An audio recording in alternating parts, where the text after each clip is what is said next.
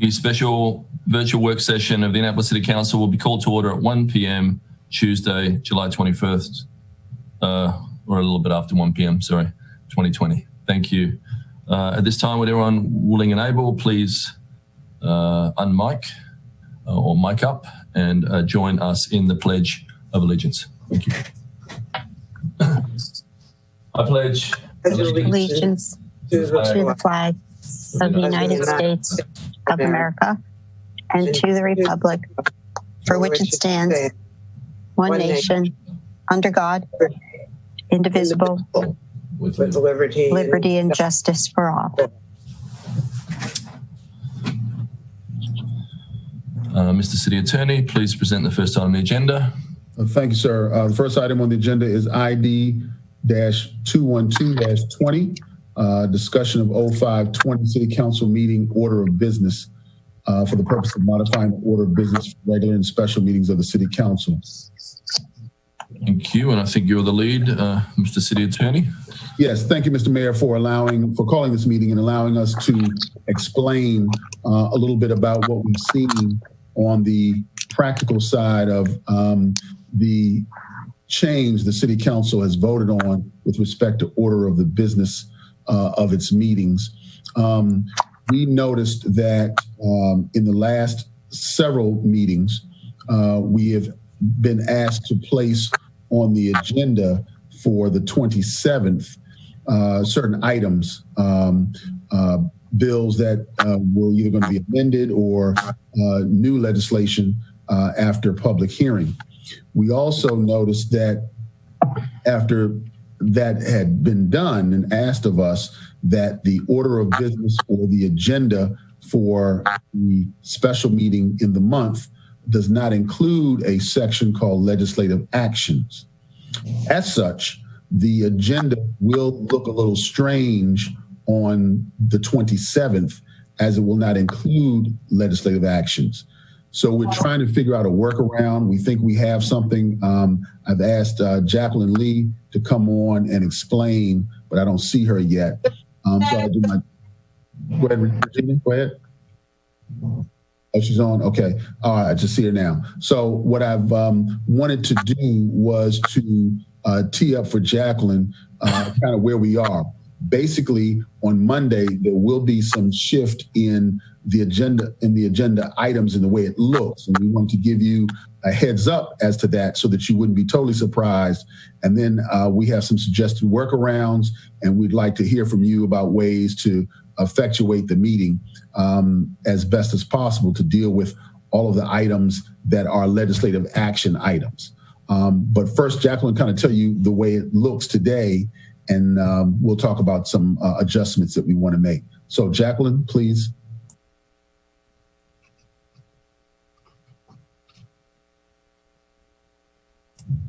You're muted, Jacqueline. I'm mute. Okay, sorry about that. I had trouble getting on. Basically, we're going to start, as you've seen on the draft agenda, probably with the petitions, reports, and communications. These are not included on the regular meetings anymore. They're on the special meetings. And that's followed by the public hearings, which again are solely for the special City Council meetings. Then after the public hearings, we've got business and miscellaneous, which is SA 121, and there's several items on that which you can discuss. And then we move to the consent calendar, which is the only header we have where we can get legislation on this agenda. So we have the first readers, which we typically would put on the consent calendar. And we have the second readers, which we wouldn't normally put on the consent calendar because there are amendments. For instance, 03419 has amendments to it, 1 through 6, and 02320 has amendments to it, 1 through 2. So in order for you, I mean, these can stay on. You can vote just as you would on the consent calendar and do a roll call vote, and it will be adopted on the second reader. and the amendments will become incorporated into the legislation. But if you wanted to discuss these, you'll have to do that by a majority vote. So you can pull them off the consent calendar, and then they would go towards the end of the agenda for legislative action for discussion purposes. So we also have a couple of items on the consent calendar because we are permitted per code to do this. We're postponing to date certain 2 items. 03919 to September 14th, and R17, which is not ready for a vote. So we're postponing that also to the September 14th agenda. And again, that would just be incorporated into the consent calendar by a single vote if there are no objections.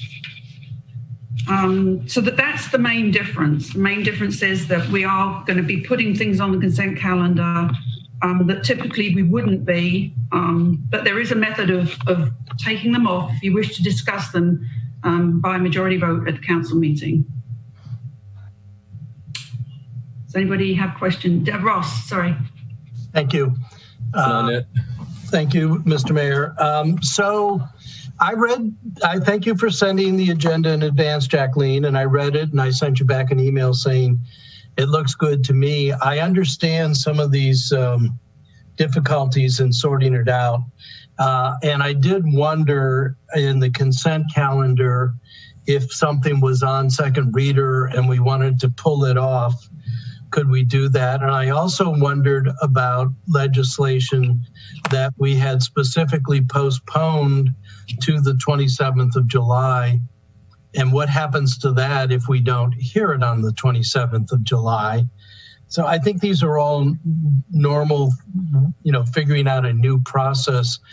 But the whole point of going to this new format was so we would not have legislation appearing late in the session, potentially carrying beyond 11 o'clock. And I guess my sense is that we need to honor the intent at least one time before we go starting to change it again. And that leaves questions about things that are postponed, like 01520, which I think is postponed, and 03419 to the 27th. I think there were a whole slew of things. I'm assuming that in the first meeting in September, we're going to be able to come back and make some kind of motion saying that we need to resuscitate those pieces of legislation. And I guess this is a question to you, Mr. City Attorney. If it's postponed to the 27th and doesn't get heard, what would be the legal disposition of legislation that was postponed and then not taken up? Yeah, see, here's what happens for you. You postponed it by council action, but you passed a code section that says the 27th is a no-go. So right. In my view, it would get pushed to the next available council meeting, which Perfect. Would be, September, whatever that is. And so the first option is to do exactly what the code says. Move everything, regardless of your vote, to move it to the 27th. Everything would then get pushed to the 14th of September and get heard, which means we could take everything on, I guess, Jacqueline, on the consent calendar that would likely have debate and put it to the 14th, and the consent calendar then gets winnowed down to the 2 or 3 things that we know are going to pass, consent and go. And we could then, that would make everything clean. However, if there's something on the consent calendar on first reader that a member wants to pull off the consent calendar for discussion, it seems to me we don't want to do that. We want to pull it off the consent calendar and postpone it to the next legislative session. Otherwise, we're getting ourselves into the very thing we're trying to test out and avoid. Well, let me ask a question of Jacqueline and Regina. Because I'm not looking at the legislation, is a consent calendar one of those items that can go on this meeting? Yes. Okay, so maybe what we do is leave the consent calendar for essays, supplemental appropriations only, those kind of administrative things. And if it's legislative in the term that we're thinking of it, resolutions, well, we could do essays and resolutions that everybody agrees are good to go. But legislation with kind of a heavy debate or conference to the council would be moved. The question is, how do we do that in advance? So, so that we know as a staff what goes on the consent calendar for this meeting and what doesn't. And so if we could have a bright line test, we would go forward like that. So if I could interject, I think essays are not legislation, they are council actions. But I would think resolutions, ordinances, and charter amendments are legislative action and therefore would not be appropriate in a consent calendar ever for the second meeting of the month for the city council, because they're always in jeopardy, and I'm the one that tends to do it the most, of being pulled off the consent calendar and put on the legislative agenda, and we're just saying that's not what we want to do. So I think I'm very much in sync with what you're saying, Mr. City Attorney, except that I'm not sure we would even want any legislation to show up on the consent calendar for fear it could be pulled off. Having said that, I can think of an emergency situation where the legislation is time sensitive and we may want to introduce it, debate it on first reader, move it, suspend the rules, move it to second reader, and pass it on second and third reader if it's an ordinance or certainly a charter amendment. I hope we don't have an emergency charter amendment, but we could have either an emergency resolution or an ordinance. So I think you're pointing out a gap in the legislation as it was passed. I don't see how we correct that for this coming meeting, but I think that we need to put it on the legislative agenda for the 14th of September and say, whoops, we need to tweak and fix it then. But I'm monopolizing, and I know Sheila and Ellie want to shut me up and talk. Could I just get Regina in here? It's just something she was brought to our attention through. And so before I go, Ellie had a hand up first and then Sheila, but Regina? Okay, I just wanted to say that when I was reviewing that section, it does say minor, the 05 says minor modifications to help the legislation move expeditiously. And when you have an action in a city council meeting, like the two pieces of legislation that the alderpersons postponed to a date certain, which would be the meeting for the July 27th, they already took an action for the next agenda. Because it says any of this stuff you want to change, you got to do by majority. There was a motion to postpone 039 until the 27th, and the motion was approved by the council. So that action was already made. But this is only my opinion. I'm not the attorney. I think that when they took that action at that meeting, that made that legislation eligible for the agenda for the 27th to be on that agenda under legislative action as a second reader. Mr. City Attorney?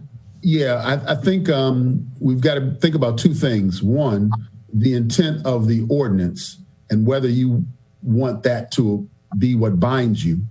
Otherwise, we get back to always moving things in the kind of easy way. If you do anything that changes the code, I think you've got to move to suspend the rules. The question is, and I doubt that this happens this way, you could suspend the rules in the prior meeting. You'd have to suspend the rules in the meeting you're in, because the agenda would not have been set and doesn't apply in the previous meeting. So while I agree with Regina, I think it's a step process, and I don't think you can do it prior to, because you can't violate the code just because you say you want to, right? You've got to, and I think in order to violate the code, which is basically in this case suspend the rules, not violate the code, you've got to do it in the meeting that you're in, is my thought on that. So and it doesn't present a problem for staff, except to the extent that you are then, if you modify it in the meeting, we then don't have kind of a script, and we're kind of flying at the seat of our pants and what to put on the agenda, because it's really not on the agenda. And so, and that's why we're meeting, to try to be prepared in advance so we can publish only what's going to be talked about and not see gaps that then have things on the agenda that we didn't anticipate. Alderwoman Tierney. Thank you, Mr. Mayor. Yeah, it is unfortunate that Rob, the sponsor, isn't here, because I believe his objective was the lengthy meetings. But as Regina astutely pointed out, we don't want to stall legislation. So I really appreciate City Attorney Michael Lyle's attempt at trying to balance this. So with that concept, I have a couple of questions, assuming that concept. First, the public hearing, is that comments by the general public, or is that a public hearing on legislation? I guess that's a question for Jackie. That's a public hearing on legislation. Okay. Those happen during the special city council meetings. And I just wanted to add one more thing. I don't know what's going on with my video. I apologize. Speaking to Ross's concerns, we do have legislation that is time sensitive, that has been through the committee process. And so we did get it on the agenda under the consent calendar, which we can do per code for second reader. It's the 02520 conveyance of rights of way of Newtown 20, for instance. You can get that adopted at this meeting. It is up ready for second reader vote. We also have the payment for city services, which is ready for a second reader vote, which is on the consent calendar, and that can move forward. So there are things that are time sensitive that we've tried to put on this agenda because we know they are, and we wanted to give you the opportunity to be able to vote on them on second reader. So what is that picture? Is that Main Street? It popped up all of a sudden, and I was thrown off twice, and now background pictures come on. I don't know what's going on. I don't know. But we love your art show. It's really fascinating. I think it's... Is that Coronation Street? I don't think it's That's an English joke. I don't know.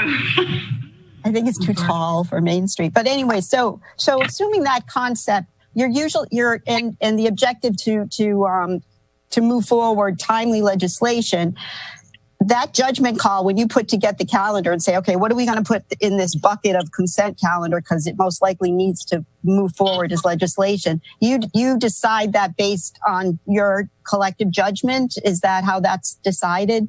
No, really, it's once it's gone through committee, the next agenda for it to go on is when it's ready for legislative action. So these aren't taken out of order. These typically are ready for legislative action because they've been through committee. The difference is, instead of putting them under legislative action as it would appear on the regular agenda, there is no legislative action header. So what we've done is put them on the consent calendar, which accommodates legislation. Okay, so to address Alderman Arnett's concern, it really isn't binary in that there's one legislative agenda meeting, and so this could get out of hand if our consent calendar just gets built up with this legislation. But so when we do that, so it's a majority vote to get it out of consent into legislative action. Is it we can then suspend the rules and actually vote on this as we typically can do? That rule doesn't change, correct? You can vote on anything that is on the agenda by just leaving it on the agenda, the consent calendar, rather, sorry. anything on the consent calendar, you can just vote and adopt it on second reader just by your roll call vote as you would approving the consent calendar. So you don't need to suspend the rules. You don't need to pull anything off. It's just one vote, and this is adopted on second reader. Oh, because it's ready for vote. I understand. Okay. Yeah. And then what were the two postponements? I don't know what those are. You gave the numbers till September. Because, 039 accessory dwelling unit isn't ready for a vote. Okay. But it was postponed to this meeting. And the annual statement of performance standards was postponed to this meeting, and it's not ready for vote either. So both of those, by approving the consent calendar, you will take legislative action and postpone those to 9/14. Okay. Just takes one okay. That's important to know. Okay. Thank you so much for this effort to try to balance. I think Regina had a hand up. Did you have your hand up, Mike, or not? I just wanted to say that 039 was postponed until the 27th meeting to allow for Mark Rodriguez to vote on it and to have Teresa Wellman come in front of the council to answer questions regarding the legislation. That's the reason why it was postponed until the 27th.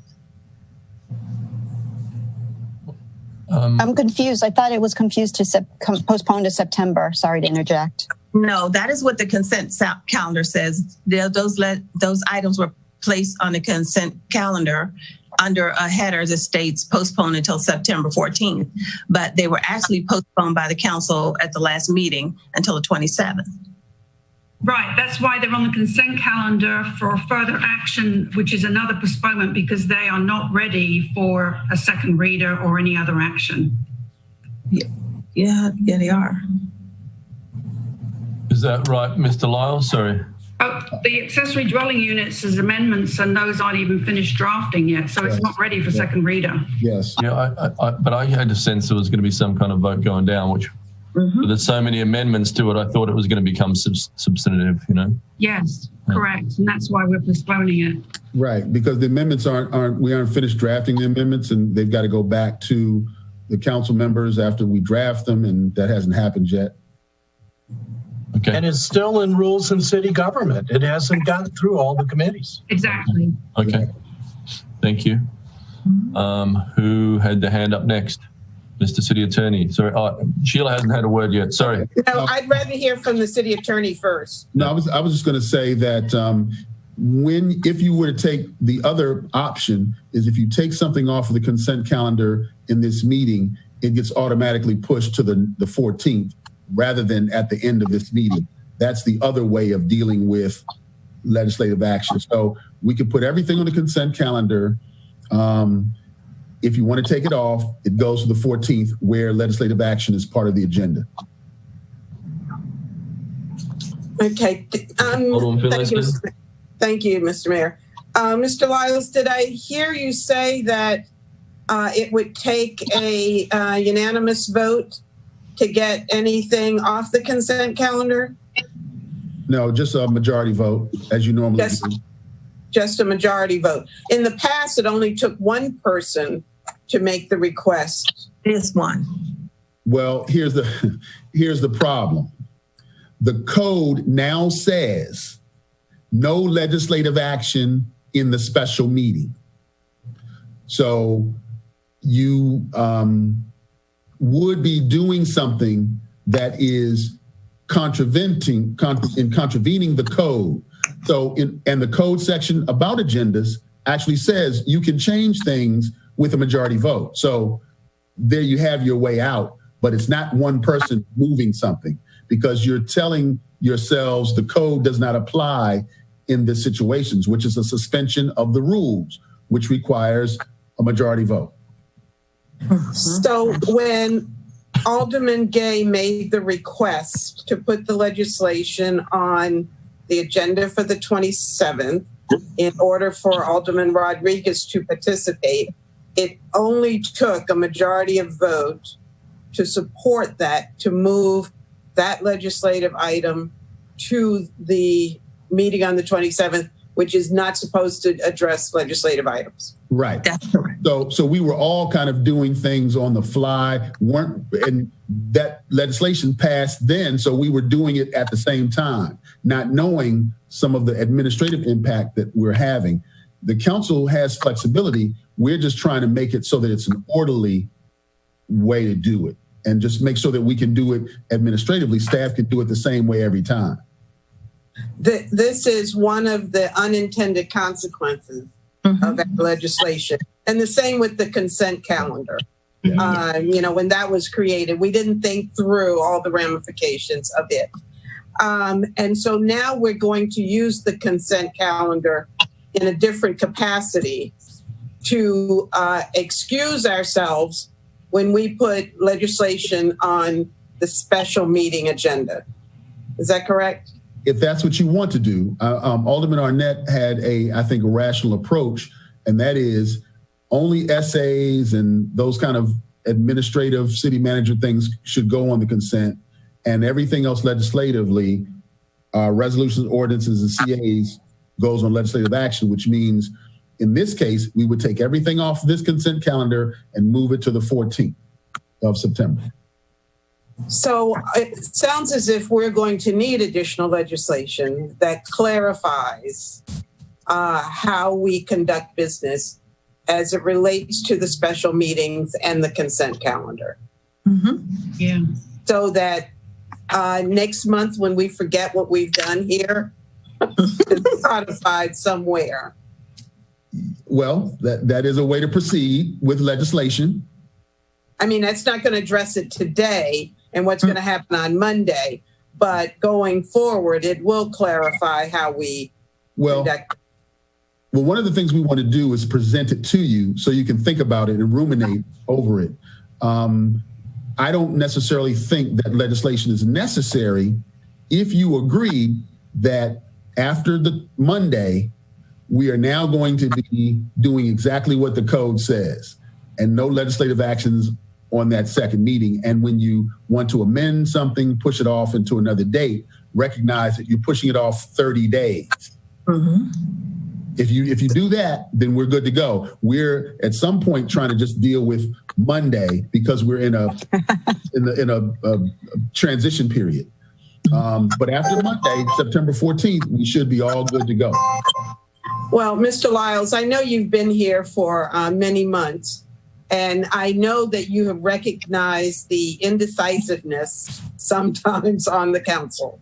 And you can assume that things are going to run smoothly from here on out. But I will guarantee you there will be some desires to make exceptions in the future. So I would hope that we would put it in code, put it in policy, put it in some place where we can go back and count on it and not, count on us, sticking to what we say today. Thank you. Could I just talk about the time sensitivity of Newtown's legislation, Jacqueline? Yes, that's exactly what I was going to discuss, the time sensitivity of wanting to get something through during a special city council meeting. Thank you. So that 14th date would not work for Newtown if everything was postponed or pushed forward? So. Jacqueline, on Newtown? Well, I was under the impression that Newtown 20 needed to go on this agenda for second reader. There were time constraints. Perhaps the city manager could give us some more background on that. Well, let me be clear. The Rules Committee approved that. So it's not on the agenda, on the tentative agenda? Yes, it is. It's on the consent calendar for second reader. So what would be the issue? Wouldn't be any. If no one pulls it off, we're good to go. Okay. Exactly. Yes. But you did shop the idea of putting everything off of it, so it would automatically go to the 14th. I just wanted to make sure we don't do that if it's going to affect Newtown, right? Mm-hmm. Right. Yeah.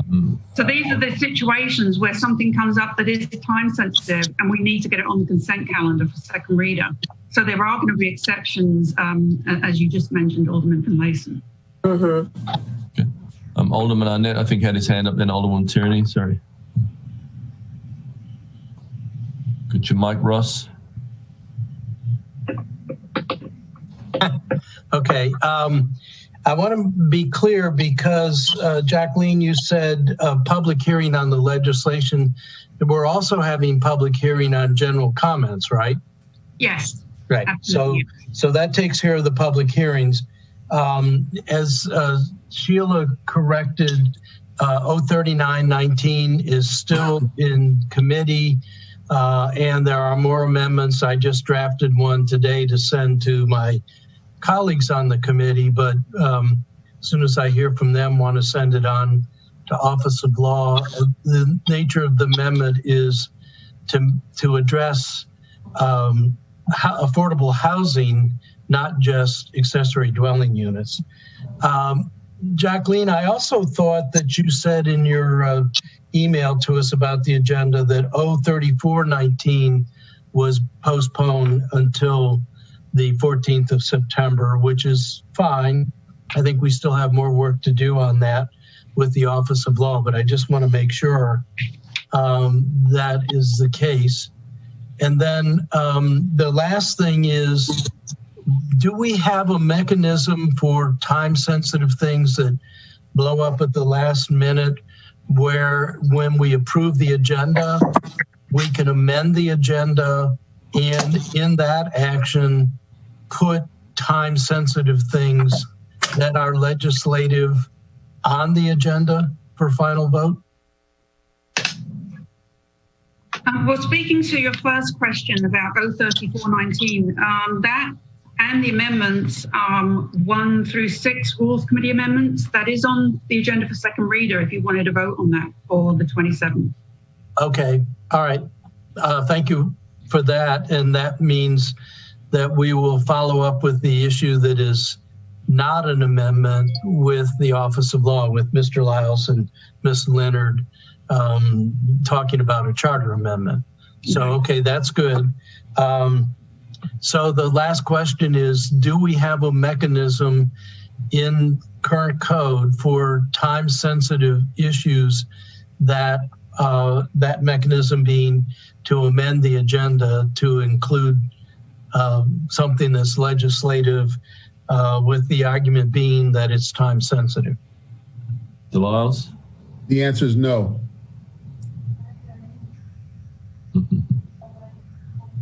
Thank you. Alderwoman Tierney?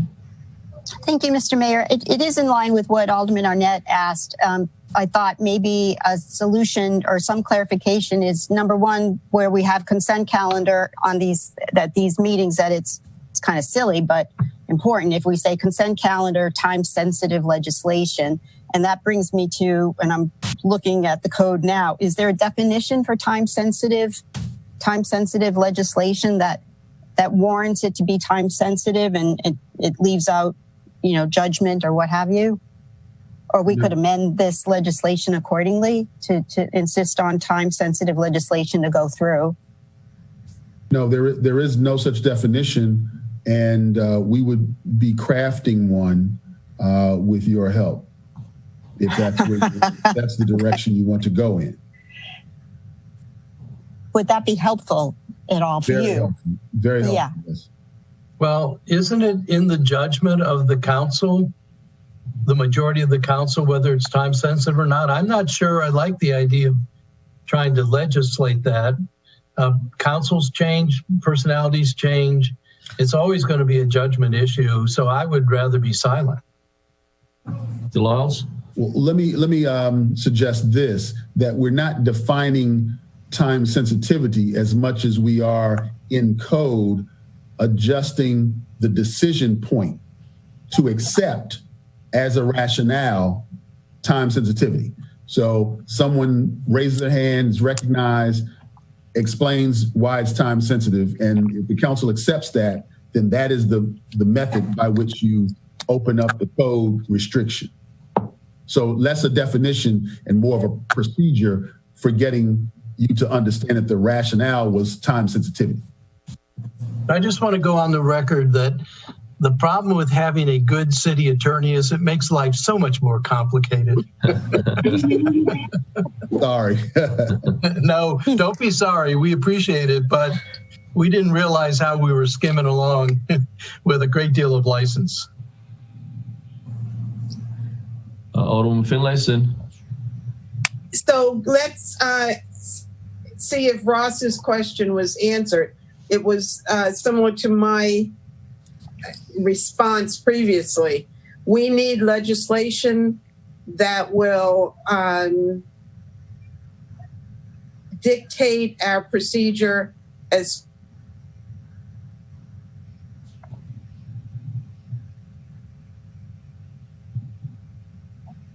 Good little freeze there, Sheila. I think I got kicked out. Am I back? Yeah, you're back now. Sorry. So do we need legislation that will outline the procedures when we need to add things to the agenda that are time sensitive? Yes. And so let me explain it this way, that the legislation you need to think about is when would an exception, one, be prudent in the special meeting, and two, whether you need a majority vote, 2/3 vote, 3/4 vote, or unanimous vote to abrogate the code restriction. I suspect that we don't need to reinvent the wheel. What's common practice? And I trust that you guys can find that out for us. I mean, how do others adapt to these kinds of changes? Or are we unique in that respect? I don't know. I do. Well, what I do know about a lot of municipalities in the state of Maryland, they only really meet once a month to do all of this work. And your code even expresses that. And the special meeting is really the mayor's meeting, and he can set an agenda to do whatever he wants to do. You change that to make the special meeting a business meeting as well. Most municipalities do once a month. They take care of all that business, and if they don't take care of it, they move it to the next month. And that second meeting, if they have it, is one that is dedicated to other things. Work sessions, as the code suggests, ceremonial items. So the city is unique, but it is rather large. If you're Baltimore, you're meeting, every week, right?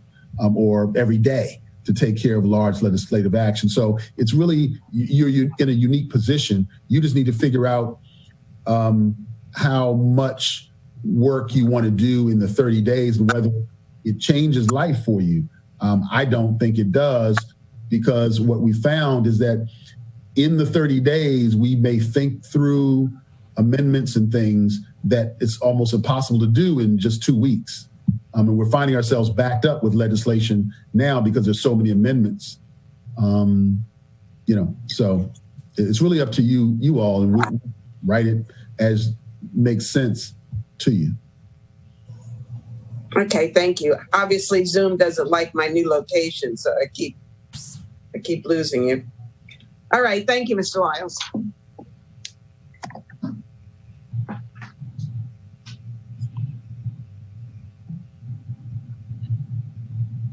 Are we still on? All right, any more discussion? Alderman Arnett.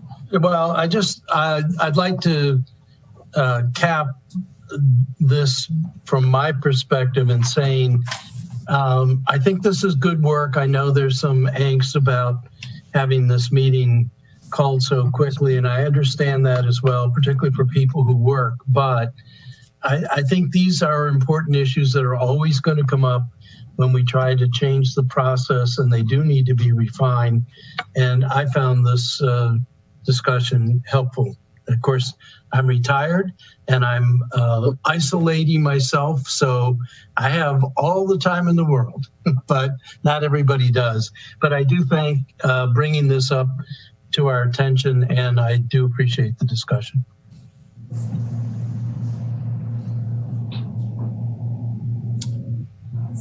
Anything else, Mr. Lyles? I think that's it.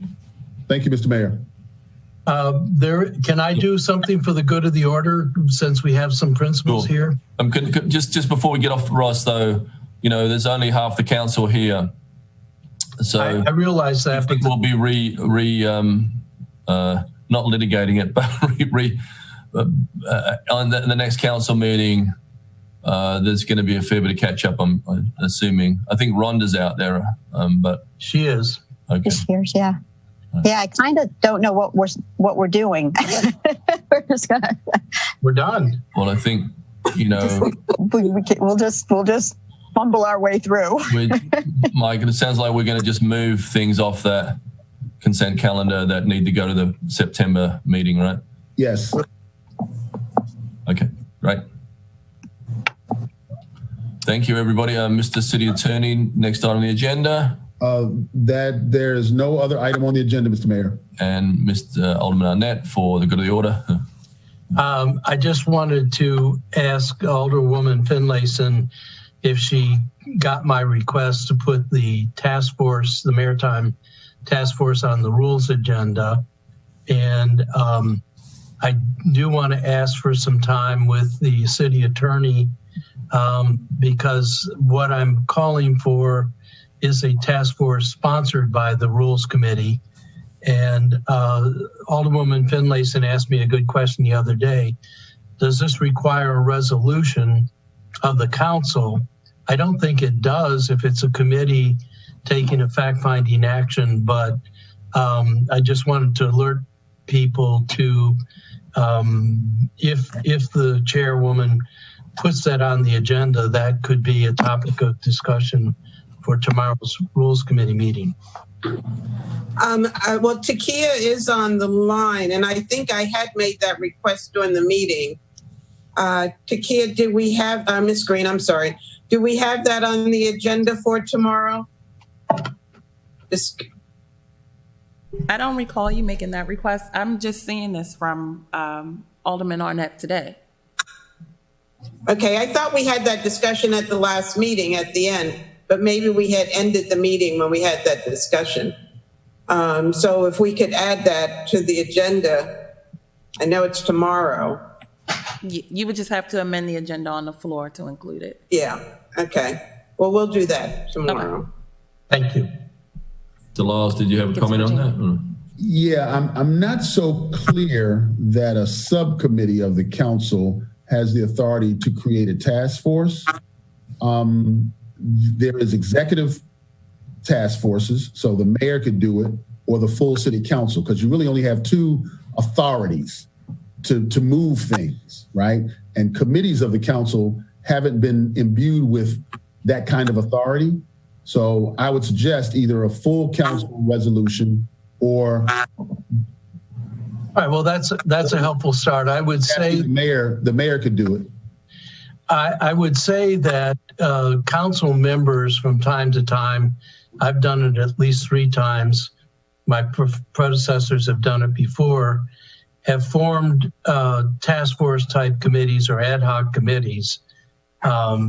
They are ward specific, I agree, but it seems to me that you can have 3 members getting together and deciding to do this. But that's the reason I raised it just as an alert. I don't have a problem if we want to do it by resolution. The only thing is I'm really, I will need to discuss it with the committee members and the rest of the council, but wanted this to move forward to be responsive to the Maritime Board of Appeals and many other appeals I've gotten from people in the maritime industry. But Mr. Lyles, you will, I assume someone from Office of Law will be at the rules meeting. I just really put this out as an alert.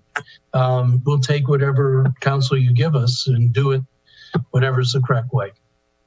Mr. Lyles, I think my intent was for the committee to be the sponsor of this legislation. And I'm not sure whether as the sponsors, we still need, we still need the 5 votes, but that was my intent, to have the full committee be the sponsor of the legislation, the resolution to create the task force. Yeah, Jacqueline, if you could put that on the agenda. Yeah, so we'll make that happen. Mm-hmm. So, Takia, I believe you've sent that to, forwarded it to the Office of Law, or are going to?